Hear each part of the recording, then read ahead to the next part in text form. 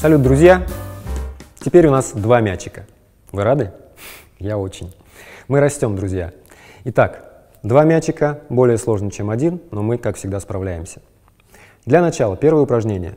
Мы бросаем по очереди каждый мяч наверх. Бросили, поймали, бросили, поймали. Каждый мяч в своей руке, ничего не меняется, так же мягко ловите, как и раньше. Покидали так какое-то время, можно даже меньше 3 минут, потому что дальше будет сложнее немножко. Второй вариант бросков – это когда прилетает первый мяч, второй подлетает. То есть здесь было бросили, поймали, А теперь, когда мы ловим первый мяч, второй подлетает. Вот таким образом. Как будто выдавливает падающий мячик, другой мяч из другой руки. Как будто это все связано у вас. Покидали так какое-то время на одну высоту. Только следите, чтобы мячики у вас вылетали навсегда на одну высоту. Какую высоту занял первый мяч, на такую же высоту вылетает и второй. Это второе подводящее упражнение. Третье подводящее упражнение. Я сейчас говорю вам быстро, а вы отрабатываете, как всегда, да, 2-3 минуты. Мы будем бросать мячики по другому счету.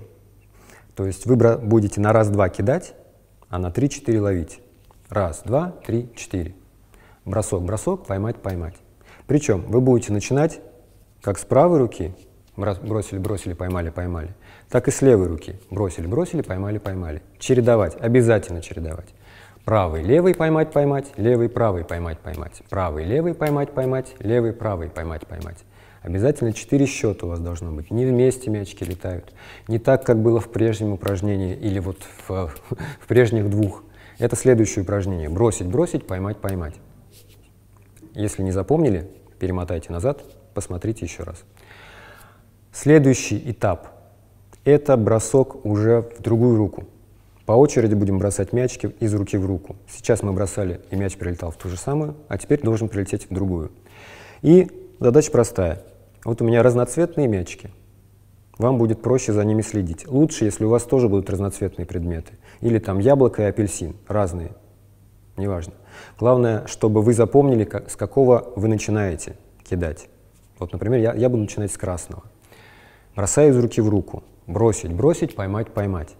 4 счета, как было в предыдущем упражнении, но мячики перелетели из руки в руку. Теперь красный у меня в правой руке. Я начинаю снова с красного, то есть с правой руки. Бросил, бросил, поймал, поймал. Стараемся бросать, чтобы мячики летали по знаку бесконечности. Еще как вариант, это сложное подводящее, но тем не менее, попробуйте. Вам поможет обязательно в дальнейшем. Когда вы покрутите вот так мячи сначала, обратите внимание, что мячи снизу по очереди заходят в центр. Через какое-то время вы будете отпускать мячики, заходящие в центр, по очереди. Я буду начинать с красного. Раз, два, 3, 4. Снова крутите мячики. Красный мяч у меня в другой руке. Буду начинать с красного. Раз, два, 3, 4. У вас мячики могут летать чуть выше. То есть тогда шире надо будет так крутить. Пам, пам, пам, пам. Но обязательно бросайте, старайтесь бросать на одну высоту, чтобы мячи вылетали, иначе у вас ритм не получится ровный. Мячи будут приземляться вместе. Посмотрите, сделаю неправильно. Синкопа. То есть если я еще ниже кину второй мяч, мячики приземлятся вместе, а должны по очереди. Раз, два, 3, 4. Это очень важно, друзья. Начинать все время с другой руки или с одного и того же предмета, поскольку он будет перелетать из руки в руку. Это очень важно. И бросать на одну высоту. Раз, два, 3, 4, чтобы получился ровный ритм. Бросить, бросить, поймать, поймать. Именно такая последовательность. Очень важная. Когда у вас получится так 10 раз, я не знаю, сколько повторений вы для этого сделаете, 10 раз подряд, друзья, а не в сумме 10 раз, вы сможете перейти к следующему упражнению. Следующее упражнение будет немного сложнее. Ну, естественно, мы все время усложняем. Также начинаю я с красного, но после броска красного, после броска первого предмета, я буду этой освободившейся рукой что-то делать. Почему я успеваю это сделать? Потому что первая рука бросает на раз, а ловит на 4. А вторая, более сложная для нее задание, она бросает на 2, на 3 уже ловит, то есть у нее там свободного времени нет.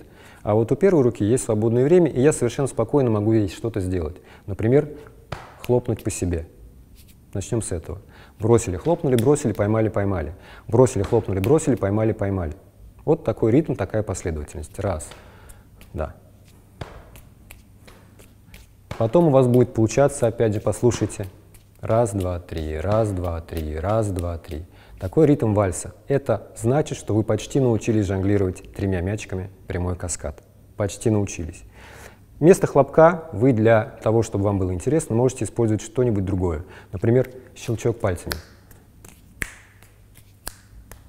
Или погладить себя по голове. Или взять себя за ухо. Видите, есть время для этого. Вот это свободное время как раз займет третий мяч, чтобы было понятнее. Ну, собственно говоря, есть еще одно упражнение, которое подведет вас к прямому каскаду, но сейчас мы будем усложнять. Усложнять для того, чтобы потом просто бросать прямой каскад вам было легко. Легко, легче легкого. Усложнять будем с броском первого мяча под ногой. Бросаем под ногой. Этим хлопком, если вы уже делали хлопочек, опускаем ногу вниз. То есть бросок под одноименной ногой. То есть если я правой рукой начинаю бросать, то правая нога поднимается. И этим хлопком я опускаю ногу вниз. Сначала можно, конечно, без хлопка это сделать. Но если вы уже делали с хлопком, то вам не составит труда хлопнуть по этой поднятой ноге.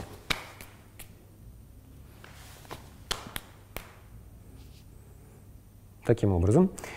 Если у вас хорошо получается бросок из-за спины, вы можете первый мяч бросить за спиной, второй перед лицом, потом поймать-поймать.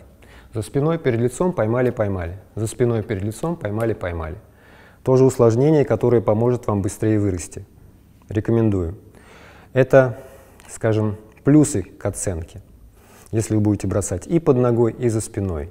А прям 3 плюса к оценке, к положительной, вам будет, если вы кинете первый мяч через плечо, через одноименное плечо.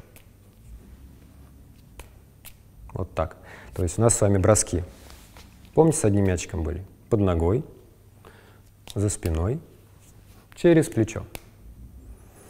В домашнем задании может быть только бросок под ногой. Если, друзья мои, если вы сможете кинуть все эти 3 броска, то есть под ногой, за спиной, через плечо и в связке, такой, какой я сейчас показал, вам будет 3 плюса к выполненному домашнему заданию. А домашнее задание у нас с вами будет такое.